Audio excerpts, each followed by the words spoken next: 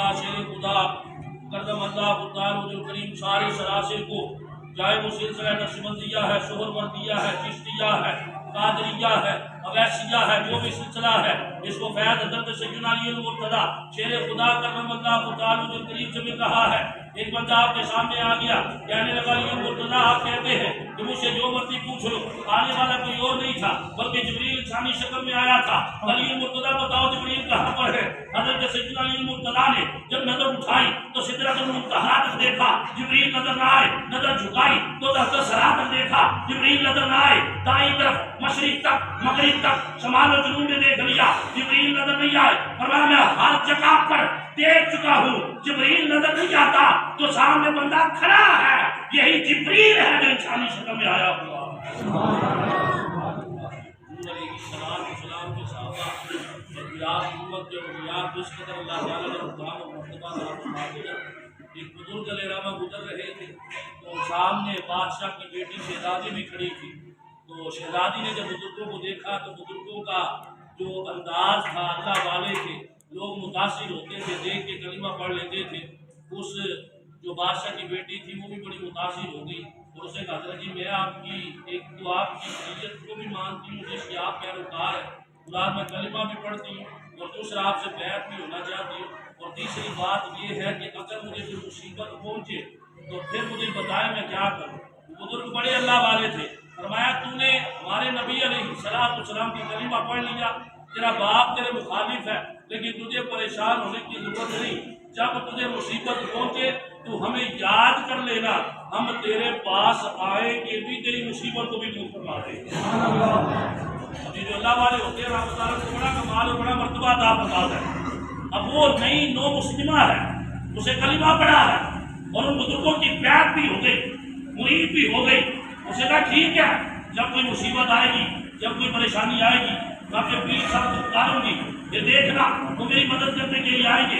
اس کے دین بدلنے کا جو اسلام قبول کرنے کا جو معاملہ تھا وہ بادشاہ کو بھی پتہ چل گیا، اس کے بعد کو پتہ چل گیا۔ اس سے کہا میں تو اپنے ماننے والوں کو اس بات سے منع کرتا ہوں کہ وہ دین اسلام کو قبول نہ کرے، اور تو میری بیٹی ہو کر تو نے دین اسلام کو قبول کر لیا ہے، لہٰذا تیری سزا بھی سخت ہے۔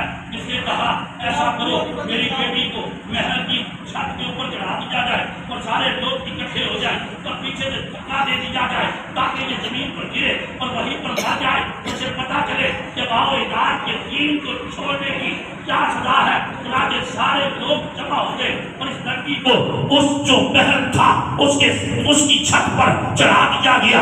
اب یہ لڑکی وہاں پر کھڑی ہو کر اس مرد کلندر کو، اس اپنے پیر کو، اپنے مرشد کو یاد کر رہی ہے، کہہ رہی ہے بابا جی آپ نے یہ کہا تھا جب مصیبت پڑے تو مجھے یاد کرنا۔ اب بزرگ وہاں نہیں تھے، سینکڑوں میل کا فاصلہ طے کر کے وہاں پر پہنچ سکتے ہیں۔ لڑکی کو پیچھے سے دھکا دے دیا گیا، اسے پکارنا شروع کیا، ابھی زمین پر گری نہیں، وہ مرد کلندر وہاں پر آیا بھی ہے، اس لڑکی کو بچا بھی لیا ہے۔ اسے پوچھا بابا جی آپ کہاں پر تھے، کیسے سفر کیا؟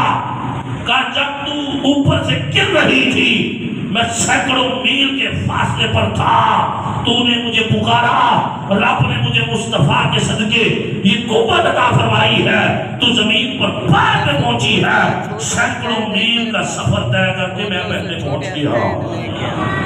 جیسے وہ اب تعالیٰ جب یہ حجاب و شریعت مصطفیٰ پر عمل کرنے کی برکت سے اللہ تعالیٰ یہ مقام اور مرتبہ عطا فرماتا ہے۔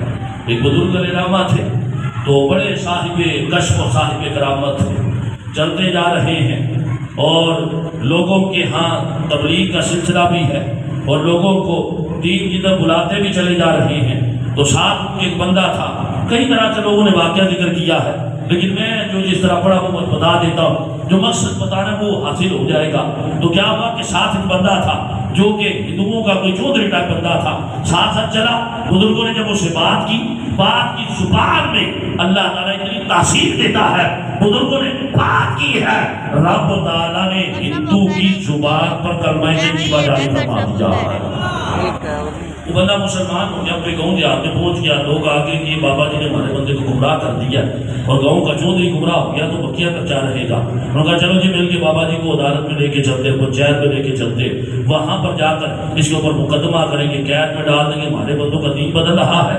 بابا جی کو بلایا گیا، جج بھی وہاں پر تھا، لوگ بھی چاروں طرف بیٹھے ہوئے ہیں۔ جج کہنے لگا بابا جی ہمارے بندے کا تم نے مذہب اور دین بدل دیا؟ آپ نے فرمایا میں نے تو اسے نہیں کہا تھا۔ کہا پھر کیسے بدلا؟ بابا جی کو جلال آ گیا۔ بابا جی کہنے لگے جج صاحب میں نے تمہیں کہا ہے کلمہ پڑھ، یہ کہنا تھا کہ اللہ تعالیٰ نے جج کی زبان پر بھی کلمہ طیبہ جاری فرما دیا ہے۔ پھر بزرگوں نے دائیں طرف دیکھا، فرمایا میں نے تمہیں کہا کلمہ پڑھ، ان کا کہنا تھا کہ دائیں طرف والوں کو بھی کلمہ پڑھنا چاہیے۔ پھر بزرگوں نے کہا بائیں طرف والوں کو، فرمایا میں نے تمہیں کہا ہے کلمہ پڑھو، ان کا یہ کہنا تھا ہر بندے کی زبان پر اللہ نے کلمہ طیبہ جاری فرمایا۔ جیسے تم نے پڑھا ہے میں نے تمہیں مجبور نہیں کیا بلکہ میں کہتا رہا، تمہاری زبانوں پر کلمہ طیبہ جاری ہو گیا ہے، اسی طرح تمہارے چودھری کی زبان پر بھی کلمہ طیبہ جاری ہو گیا ہے۔